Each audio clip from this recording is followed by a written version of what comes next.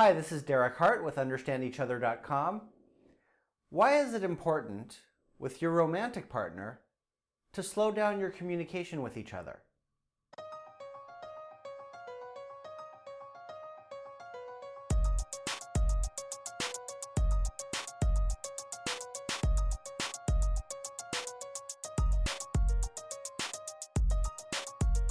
Okay, how does a conversation with your romantic partner move so quickly from a simple request that one of you might make to a devastating, painful conversation? Just a simple glance from your partner, a dismissal of something you've said, and you're in as much pain as any physical pain you could have. Now, this way of interacting sets up patterns between you both that get worse and worse unless you interrupt them. So that's what we're going to do together. We're going to interrupt these patterns. Now, one of the things I tell my couples is that they have to slow down their conversations. And I often get asked what the reason is for this. Now, the main reason is that to reconnect with each other, you must learn how many very fast feelings occur between your words with each other. You must slow down to begin to see the patterns and each move that you make with each other. Now, here's an example that happened with a couple that I work with, Kate and Jack. They're a great example because they've identified their patterns entirely and are well on their way to rebuilding their relationship. So I'll be able to use them for some really good examples here. Now, on one of my weekly counseling sessions, Kate explained that she wished Jack would be more open with her. Now, immediately, Jack let out this really big gasp and was rolling his eyes at Kate and then did like a sarcastic little laugh. It was really sarcastic. Now, I want you to notice how many things happened in between Kate's request to be closer and Jack's sarcastic response, and how fast this happens. From my observations, Kate made a request to have more emotional openness, and she was being really sincere. And then Jack immediately displayed anger, frustration, and was really sarcastic with her.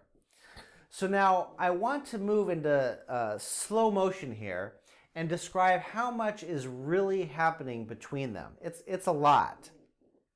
When Kate describes her need for closeness, what's really going on with her is she's walking on eggshells and scared all the time, just scared to speak and say what's on her mind. She feels very unsafe to make any kind of request of Jack. And it's like she gets punished with angry emotions from Jack almost every time she reaches for him.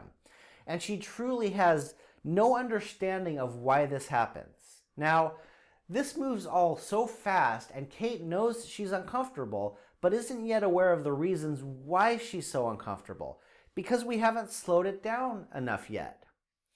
And Kate has absolutely no idea why Jack gets so mad at her. Now, remember how fast Jack got frustrated and sarcastic with Kate?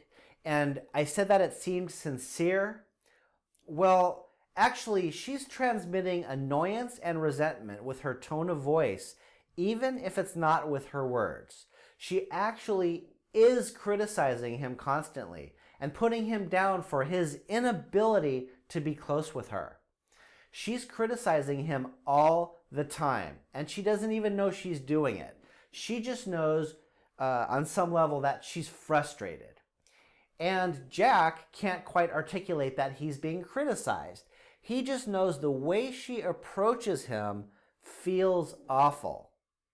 So Jack's annoyance with Kate's request for closeness is very accurate in a way. It makes a lot of sense. She actually is transmitting her annoyance to him, even though her words seem sincere. She is resentful, and this comes across to Jack. Kate is also expecting a negative response from Jack, which, it contributes to the problem. Now, why does Jack respond to Kate with such a fast, sarcastic, negative response? Each time Kate approaches him, at this point, he anticipates that she will criticize him. He's anticipating this. And all his memories about how unloved he feels happens very quickly. So by the time she asks him something, it's like he's waiting to defend himself and then attack back. Jack's been criticized and put down so many times that it has become a primary way of relating to Kate. The only thing that makes him feel in control is getting sarcastic and mean towards her. Now, when Kate requests that Jack open up to her, Jack experiences a rush of feelings about how often she criticizes him. And when she risks having a question for him, like the request to be closer, he can't even hear it. All he knows is that he gets put down all the time for how he's emotionally distant. So when she asks him to be close, all he has is a negative experience happening inside him very quickly. Now, from one perspective, this is normally how communication works. We're always anticipating the best ways to be when relating with another person. And the longer our history with that person, the more we try to guess how to make a connection. But with romantic love, because so much time is spent together, these negative patterns form, and it becomes very stubborn to break these habits. So I'm going to ask you now to attempt the very first thing at recognizing if this pattern happens in your relationship. I want you to have a discussion with your partner about this video and ask each other some questions. Okay, the first question is, do you both agree or disagree about anything I've explained here?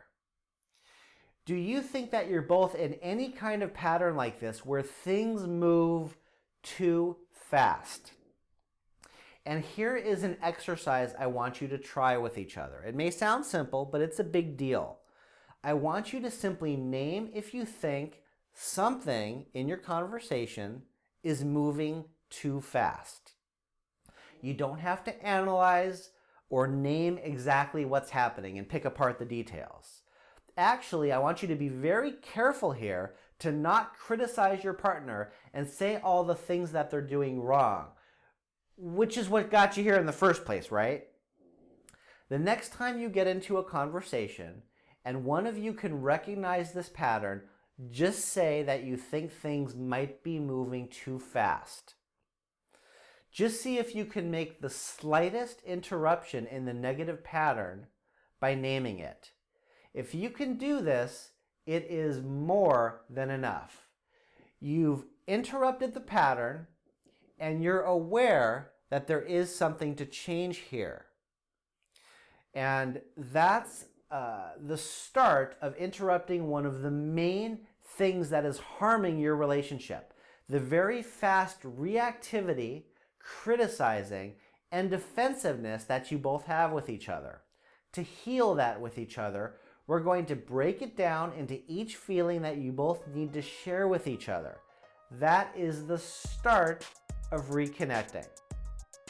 Okay, I'll see you soon. Make it a great relationship.